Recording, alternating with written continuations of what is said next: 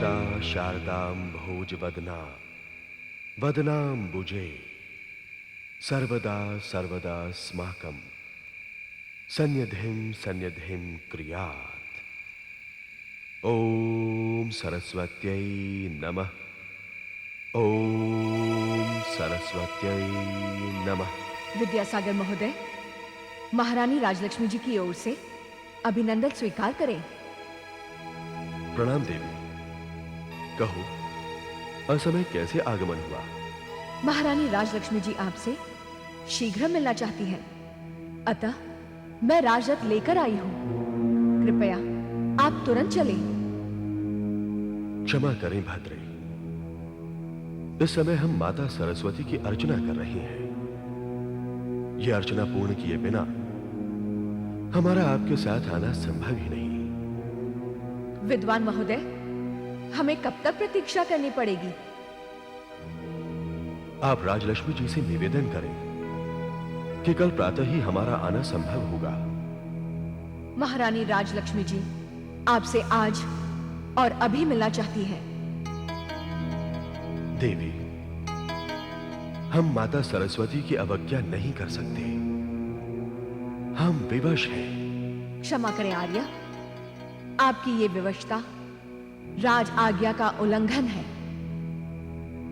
भद्रे, आप इसे राजाज्ञा का उल्लंघन कहें या और कुछ, परंतु हमारा जीवन माता सरस्वती को ही समर्पित है।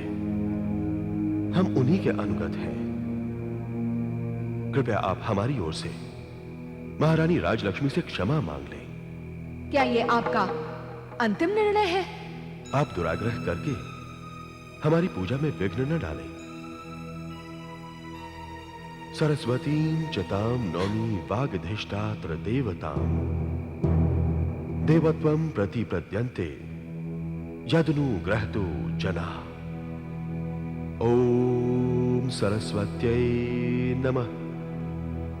ओम सरस्वत्यै नमः।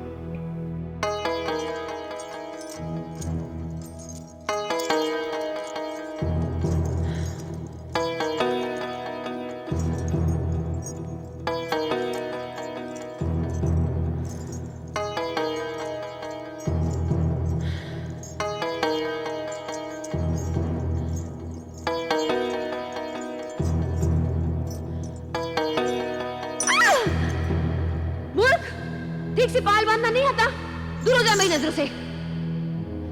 क्षमा महारानी।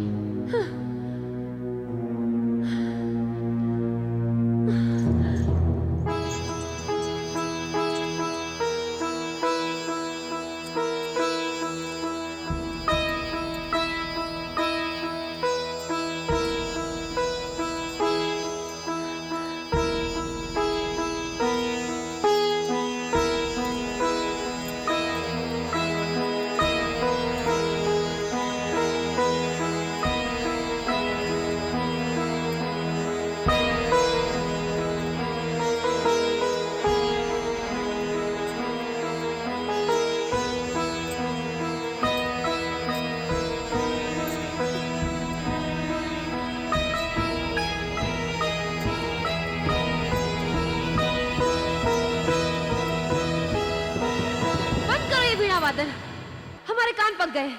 चले जाओ यहां से, हम एकांत चाहते हैं।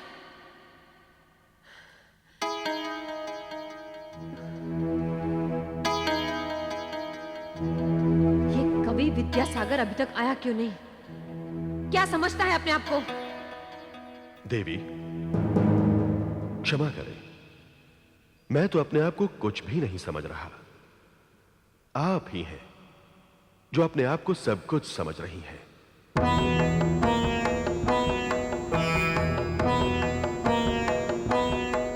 देवी, राजमुकुट पहनते ही आप में राजमत प्रवेश कर रहा है। यह परिवर्तन मैं देख रहा हूं। शिक्षा हमें बाद में दीजिएगा।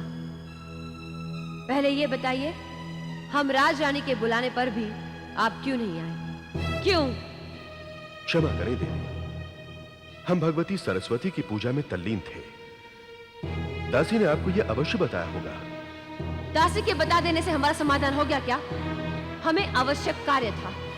राज आज्ञा का महत्व किसी पूजा से कम नहीं होता। क्षमा करें देवी, हमारे पिता राज्य के सभासद हैं और वो राजाज्ञा का पालन पूजा की भांति ही करते हैं, परंतु हमारा तो राज्य सभा से कोई लेना देना ही नहीं।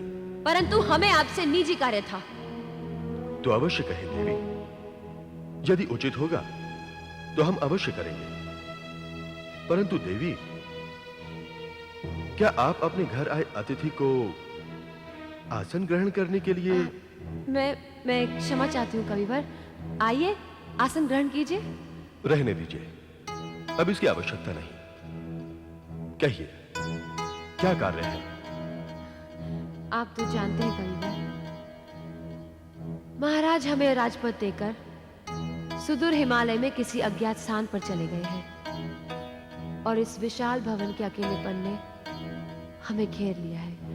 ऐसा न कहें देवी, आप अकेली तो नहीं हैं। आपके साथ राज्य की पूरी प्रजा है।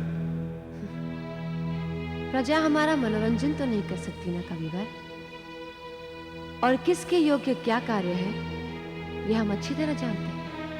मैं आपका अभिप्राय नहीं समझा देवी। हम राजनीति के कार्यों से इतना थक जाते हैं कि केवल आप जैसा कवि ही हमारे अशांत मन को शांत कर सकता है। इसीलिए हम अपना मन बहलाने के लिए आपको अपना निजी कवि बनाना चाहते हैं। आपको हमारे इस वैभवशाली भवन में सुख भोग का स्थान मिलेगा। रथ, हाथी, घोड़े, पालकी, क्या क्या नहीं मिलेगा आपको। बस आपको अपना समर्पण हमारी सेवा में करना होगा। भद्रे, संभवतः आपको यह ज्ञात नहीं कि समर्पण जीवन में मात्र एक ही बार होता है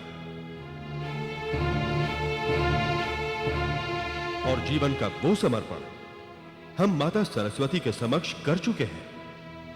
हमारे मन, वचन तथा कर्म की समस्त सेवाएं उन्हीं के लिए हैं।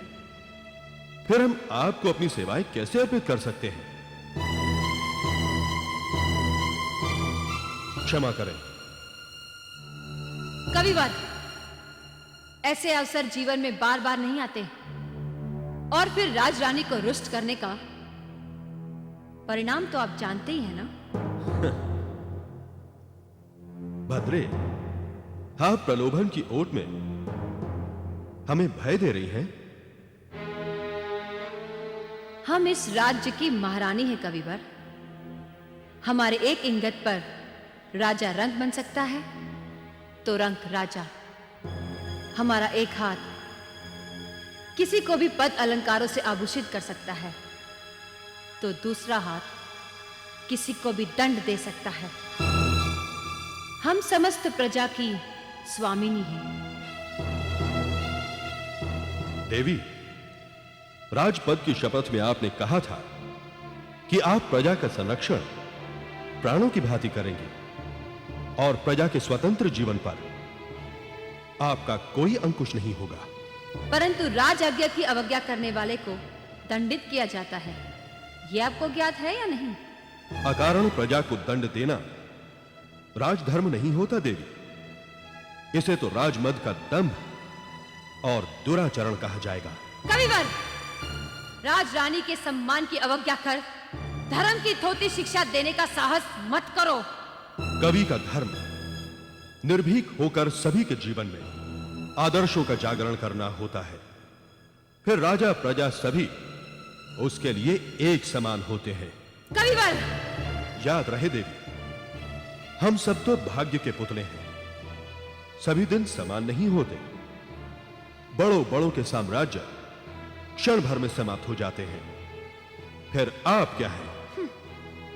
और जिस लक्ष्मी को पाकर आप इतनी दरपती हो गई हैं, वो लक्ष्मी तो जीवन की नदी में उफन कर आई बाढ़ के समान आती है, परंतु जब उतरती है तो अपने साथ तटों को भी काट कर ले जाती है।